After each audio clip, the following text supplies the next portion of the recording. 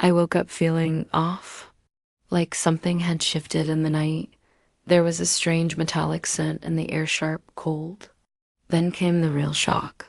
I reached up to brush my hair away from my face and felt nothing. My neck felt exposed. Too late. Heart pounding, I ran to the mirror. My breath caught. My hair, my beautiful waist-length chestnut hair, was hacked off. Uneven clumps hung like a cruel joke around my jawline.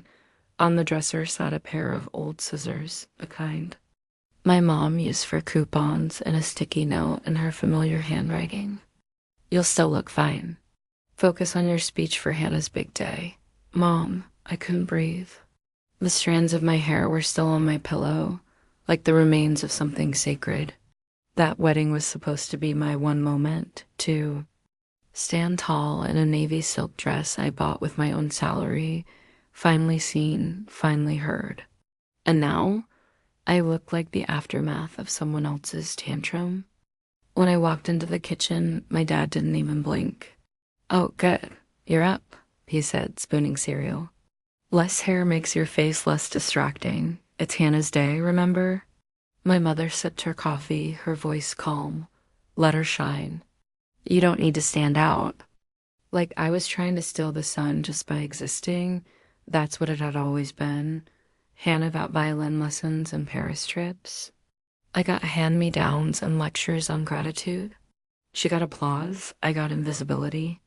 But I had worked hard too. Jobs, no help, and still said yes to the wedding invite. I thought maybe this time they'll see me, but instead they drugged me. Slipped NyQuil into tea the night before. Then crept in and cut my hair while I slept. My own parents, I wasn't angry yet, just numb. My hand shook as I dialed my roommate Becca. They did it on purpose, I whispered. Becca arrived in 20 minutes, her eyes wide with horror when she saw me. They did this to you? On purpose? I nodded. She didn't speak for a while.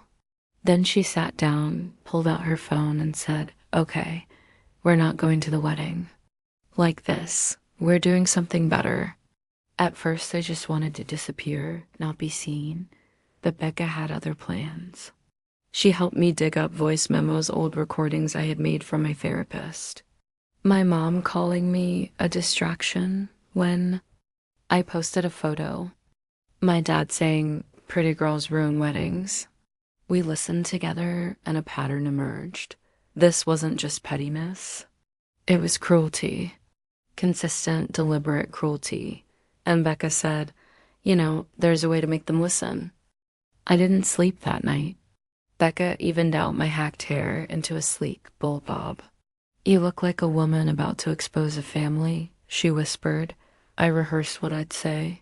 Not the sugar-coated toast they gave me, but the truth. I wasn't going to fade into the background again, at the wedding rehearsal branch. I took the mic. Hi, everyone.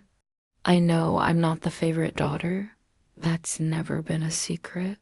But I'm here to say something different today. Silence fell.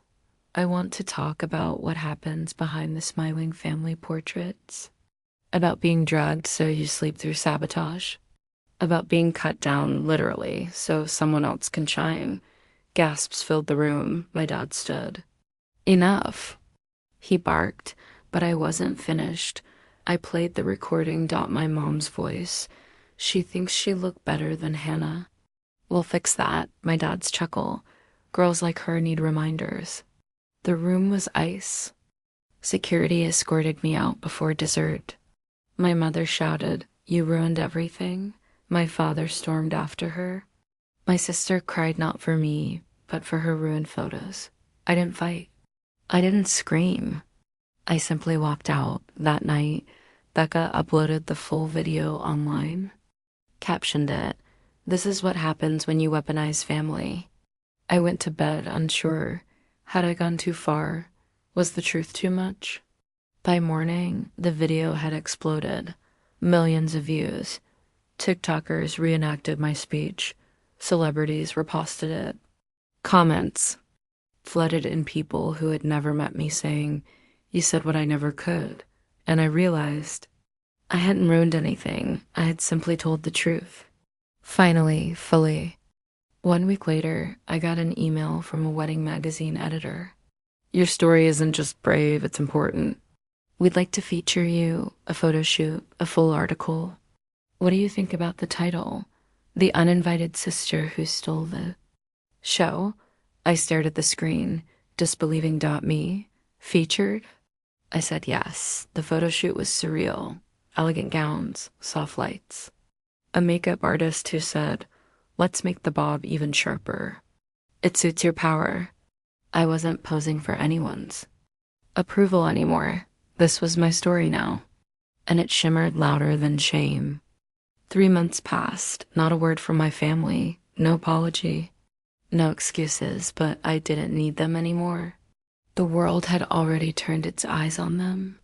Think pieces popped up everywhere about pretty privilege, toxic families, and daughters sacrificed to appearances. Talk shows debated it, bloggers dissected my speech, and me. I was finally free from seeking their validation, that silence. It wasn't painful anymore. It was confirmation.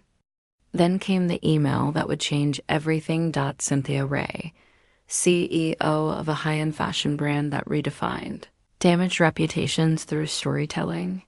She'd seen the video. My daughter went through something similar, she wrote. We're launching a campaign. You can't cut power. I want you as the face of it. But not just that, I want you to help lead it. Creative director, your story has purpose. I blinked. Me, a campaign? A job? I didn't cry. I just replied, let's talk. The You Can't Cut Power campaign exploded. Photo shoots, press tours, TEDx talks. I shared my story not to relive it, but to free others still stuck inside theirs. Each time I told it, I saw faces in the audience nod, tear up, breathe deeper. Daughters, mothers, even sons. My pain had turned into a blueprint for others. For me, I wasn't a victim anymore. I was a creator of change. Back home, the fallout was brutal. Neighbors avoided my parents in grocery stores. The priest who married Hannah publicly said she owed me forgiveness. And Gregor, new husband, walked out 6 weeks later. He had found a box of fake Instagram accounts she used to attack me online. She hadn't just been complicit. She'd been obsessed. And now? She was alone. But I didn't feel triumphant. Just untouched. I had moved on. They hadn't. Then Cynthia called again. We're opening our first creative office in your hometown. Want to run it? I laughed. You're serious? Imagine this, she said. Same streets, but now you're the one people want to impress. But idea hit like Fender. Could I go back, not in shame, but in power? Yes, I said. Let's build it. Launch day was surreal. Sunlight filled the office.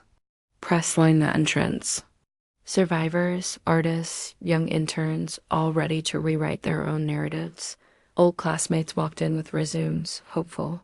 The ones who once mocked my quietness now admired my strength, and there, in the center window, a decal in bold white, cannot be cut.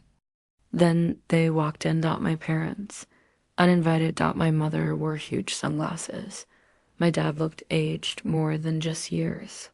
Maybe it was guilt, or maybe it was the loss of control. They looked around like strangers, like ghosts we're proud of. You, my mother said, barely above a whisper. I smiled gently. That's funny. You haven't been proud since I had braces. My father chuckled. Families heal, right? I stepped to the reception desk. Would you like to leave a comment? Card? We take feedback seriously here. I didn't scream. I didn't accuse. I didn't need to. Everything around me spoke louder. The space, the people, the work. It said, you tried to cut me down. I grew back stronger. As they turned to leave, I called after them. Next time you try to cut a daughter to elevate another. Remember the scissors dull, some girls sharpen. They didn't respond, just walked out, smaller than they came in. They never came back, and I never needed them to because they didn't define my beauty. My power, or my worth, not with scissors, not with silence. Not ever again. And as I stood that evening in front of a crowd, waiting to hear me speak, not because they had to, but because they wanted to, I knew. The girl they tried to hide had become a woman the world couldn't ignore.